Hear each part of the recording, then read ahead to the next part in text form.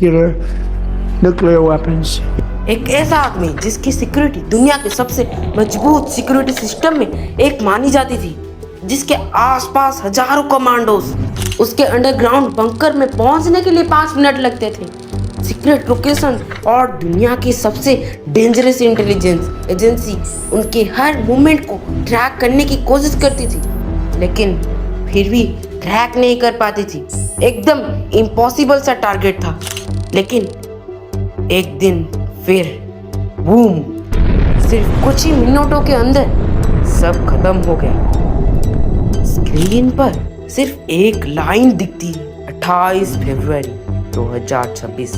उस रात सिर्फ एक लीडर नहीं मरा था, उस रात पूरी दुनिया की हार्ट बीट तेज हो गई थी। स्टॉक मार्केट्स हिल गए, ऑयल प्राइसेस बढ़ने लगे और फ्लाइट्स कैंसिल होने लगी, और सोशल मीडिया पर एक ही सवाल ट्रेंड कर रहा था, क्या वर्ल्ड वॉर 3 शुरू होगा?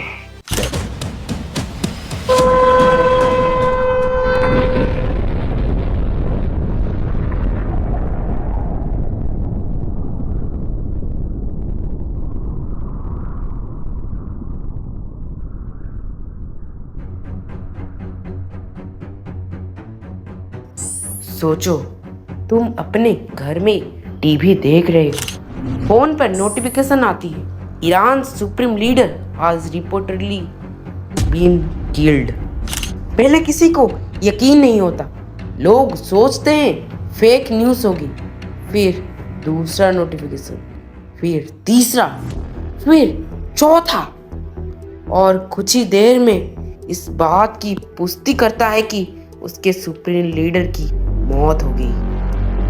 उस पल दुनिया को समझ आ गया, अब जो होगा वो सिर्फ ईरान तक सीमित नहीं रहेगा। लेकिन आखिरकार ये लीडर कौन थे? तो ये ईरान के 86 साल के सुप्रीम लीडर, जो कि ईरान के प्रेसिडेंट से भी ज्यादा रोल प्ले करते थे, अयतुल्लाह अली खामेनेई। ये 1989 से ईरान के सुप्रीम लीडर थे, ईरान के प्रेसिडेंट से भी ज्यादा powerful. Army, judiciary, foreign policy, nuclear programme, सब पर उनका फाइनल डिसीजन होता था।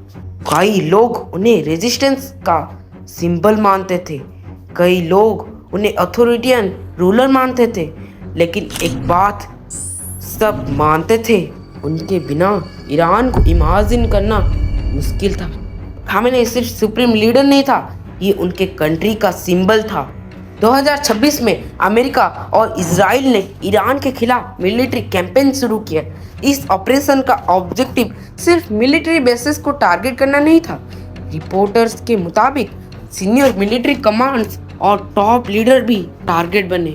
और फिर सबसे शॉकिंग खबर, सुप्रीम लीडर की डेथ। इसके बाद ईरान ने 40 दिन का राष्ट्रीय शोक घोषित किया और देश भर में फ्यूनरल प्रोसेसन शुरू हुई। अभी ये सवाल उठता है, आखिर दुनिया इससे इतनी डरी हुई क्यों है?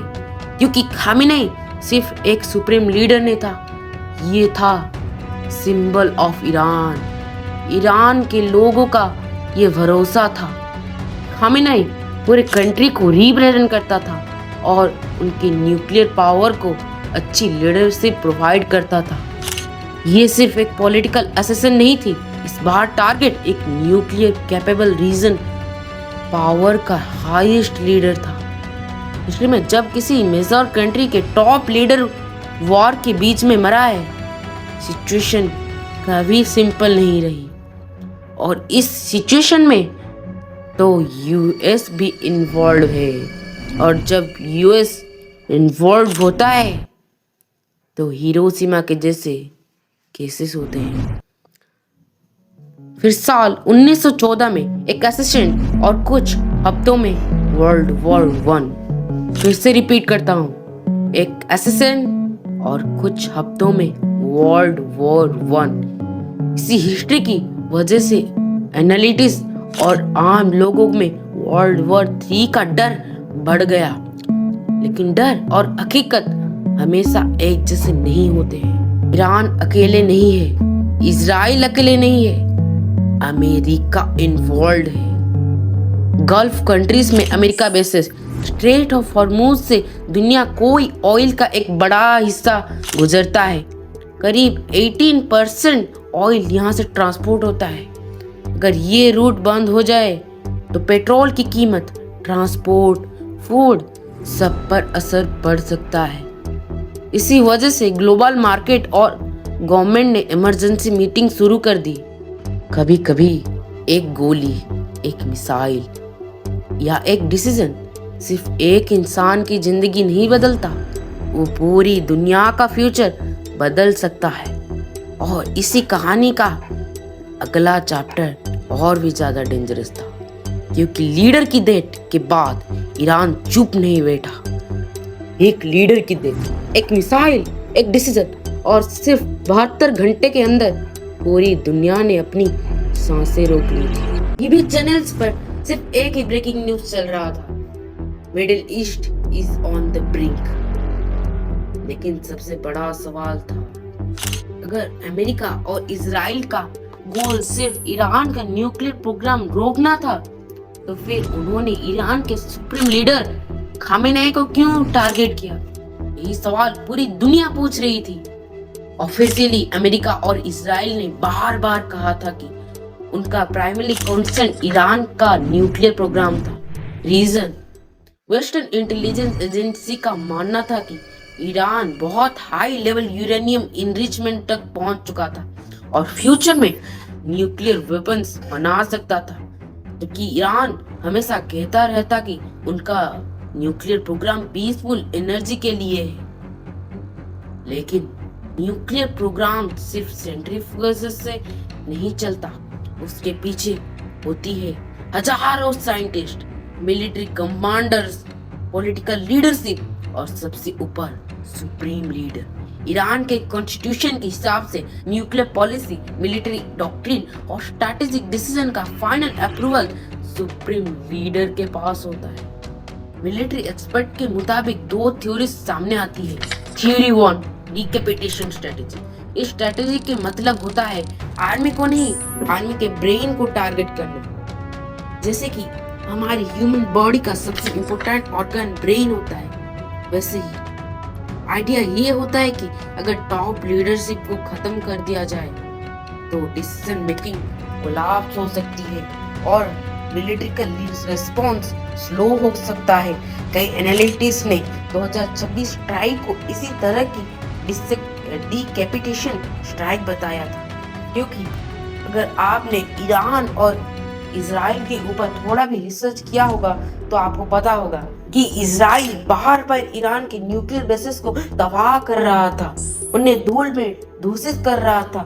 लेकिन खामेनेई के लीडरशिप के अंदर वो अगेन और अगेन बढ़ता जा रहा था, क्योंकि वो जब एक न्यूक्लियर साइट को बंद करता तो खामेनेई और उनके साइंटिस्ट और एक न्यूक्लियर साइट पर चले जाते। अगर वो साइंटिस्ट मारता तो वो न्यू साइंटिस्ट अपॉइंट कर लेते थे। ऐसे ही सुप्रीम लीडर था उनके न्यूक्लियर प्रोग्राम का ब्रेन। दूसरी एनालिसिस ये थी, अगर सुप्रीम लीडर नहीं रहेंगे तो ईरान की पॉलिटिकल सिस्टम में अनसर्टेनिटी आ सकती है। नई लीडरशिप नेगोशिएशन के लिए ज्यादा तैयार हो या न्यूक्लियर पॉलिसी बदल दे। लेकिन ये एनालिसिस है, not an officially confirmed objective. Focus करते रहते हैं। इस बात को कोई पब्लिकली वेरीफाइड एविडेंस नहीं है कि ऑफिशियल ऑब्जेक्टिव सिर्फ रेज्यूमे के चेंज था। डिफरेंट गवर्नमेंट्स और एनालिटिक्स ने अलग अलग एक्सप्लेनेशन दिए हैं। इसीलिए डॉक्यूमेंट्री में फैक्ट्स और एनालिसिस को अलग रखना जरूरी है। लीडर की डेथ कंफर्म होती है, ईरान ने इमरजेंसी मीटिंग बुलाई, इंटरिम लीडरशिप एक्टिवेट हुई, मिलिट्री को हाईएस्ट अलर्ट पर रख दिया गया। उसके बाद ईरान ने रिटेलिएशन शुरू की, मिसाइल, ड्रोन, रीजनल अटैक और वार्निंग्स। मिस्टर सिर्फ एक था, शुरू आपने किया है लेकिन खत्म हम करेंगे, ये खत्म नहीं। सवाल ये है, इससे दुनिया इतनी शौकीन क्यों है? क्योंकि अब सिचुएशन सिर्फ ईरान और इजराइल की नहीं रही, अमेरिका ऑलरेडी इन्वॉल्व था। मिडिल ईस्ट में यूएस मिलिट्री बेसेस मौजूद थे। अगर उन बेसेस पर अटैक होता, अमेरिका फिर जवाब देता, और अगर अमेरिका जवाब देता तो कॉन्फ्लिक्ट और कंट्रीज के बीच खींच सकता था। इसी चेन रिएक्शन का डर लोगों के वर्ल्ड वॉर 3 की तरफ सोचने पर मजबूर कर रहा था। यहाँ पर एंट्री होती है the invisible weapon, the oil. Her war bomb से नहीं लड़ी जाती, कभी कभी तेल भी हथियार बन सकता है। दुनिया के ऑयल सप्लाई का एक बड़ा सा हिस्सा स्ट्रेट ऑफ हॉर्मूज से गुजरता है। अगर यही रूट डिस्टर्ब हो जाए तो मिडिल ईस्ट नहीं, इंडिया, यूरोप, चाइना सब पर असर पड़ता है। रिपोर्ट्स के मुताबिक टेंशन बढ़ती है, ऑयल की प्राइस में तेज उछल निकल जाता है, और ग्लोबल मार्केट में भी अनसर्टेनिटी दिखाई, जैसे कि इंडिया का एलपीजी क्राइसिस, पेट्रोल का हाई होना, डीजल का हाई होना इसी वॉर का रिजल्ट था। एक तरफ मिसाइल्स, दूसरी तरफ डिप्लोमेसी, एक तरफ बदला, दूसरी तरफ दुनिया की अपील। लेकिन सबसे बड़ा डर अभी बाकी था, न्यूक्लियर वेपन्स। क्या ईरान न्यूक्लियर बम यूज करेगा? क्या इजराइल पहले स्ट्राइक करेगा? क्या अमेरिका फॉल्ट होगा? या ये सीरिया का, या फिर ईरान न्यूक्लियर बम बना चुका।